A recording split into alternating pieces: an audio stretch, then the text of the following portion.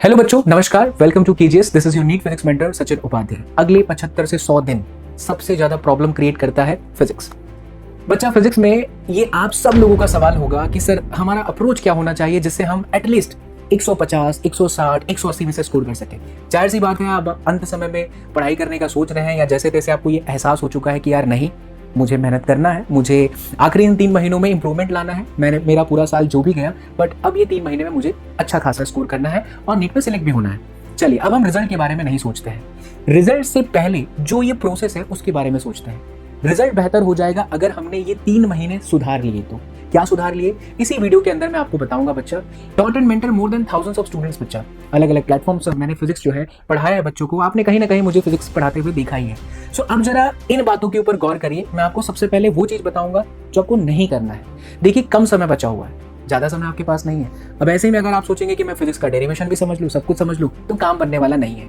आप एक short notes बनाएं जिसके अंदर आपके पास चैप्टर का हर एक कॉन्सेप्ट का लास्ट पॉइंट है। फॉर एग्जाम्पल, कूलम्स लॉ ले लीजिए। F = k Q1 Q2 by r²। उसमें k क्या है, Q1 क्या है, Q2 क्या है, r क्या है, F क्या है, कब ये फॉर्मूला लगेगा, किस मीडियम में लगेगा, किस मीडियम में नहीं लगेगा, इसकी जानकारी आपको बहुत अच्छे तरीके से होनी चाहिए। ना कि ये आया कैसे। क्यों? क्योंकि जब आप ये समझ लेते हो कि यार ये कॉन्सेप्ट में इसका मतलब ये है, तो आप इस तरह के कम से कम 10 से 12 सवाल को आसानी से सॉल्व कर सकते हो।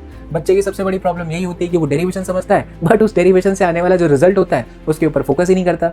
बच्चे को अगर याद करना होता है तो वो सीधा E = σ/2ε0 याद करता है, लेकिन E = σ/2ε0 कैपेसिटर के एक प्लेट की वजह से मिलता है। अगर कैपेसिटर की दोनों प्लेट हो बच्चा, तो बीच में σ/ε0 फॉर्मूला होता है। इसीलिए आप जब डेरिवेशंस को अवॉइड कर रहे हो तो लास्ट में जो आपका रिजल्ट आया उसके ऊपर अच्छे से फोकस करिए। यानी एक शॉर्ट नोट्स आपके पास होनी चाहिए हर एक चैप्टर की, जिसे आप बार बार रिवाइज कर रहे हैं बच्चा। इसके साथ साथ आपको ये करना चाहिए कि आप अंत समय में एक ऐसी बुक खरीद दो जिसके अंदर चैप्टर वाइज प्रीवियस ईयर के क्वेश्चंस हैं।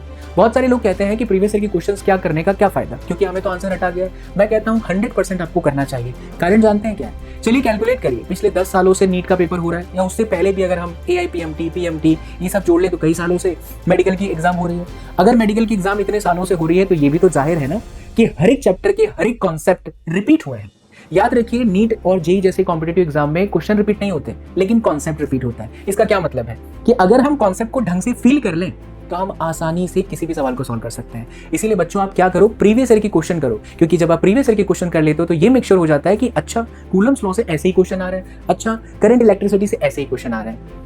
अब इसके बाद आपको क्या करना है बच्चा, अगले 3 महीने में जितना हो सके उतना कैलकुलेशन मिस्टेक्स को अवॉइड करो। कैलकुलेटर का यूज बिल्कुल मत करो, बिकॉज ये अगर आप कर रहे हो तो आप बहुत बड़ी गलती कर रहे हो, क्योंकि आपको एहसास ही नहीं होगा कि क्वेश्चन को आप कितने जल्दी सॉल्व कर पा रहे हो या कितना लेट सॉल्व कर रहे हो। ये एनालाइज करना बहुत ज्यादा इंपॉर्टेंट है। इसीलिए आप कैलकुलेशन का कम यूज करें और खुद के दिमाग के ऊपर ज्यादा भरोसा रखें, बिकॉज आपको भी पता है कि नीट में आपको कैलकुलेटर नहीं मिलने वाला है।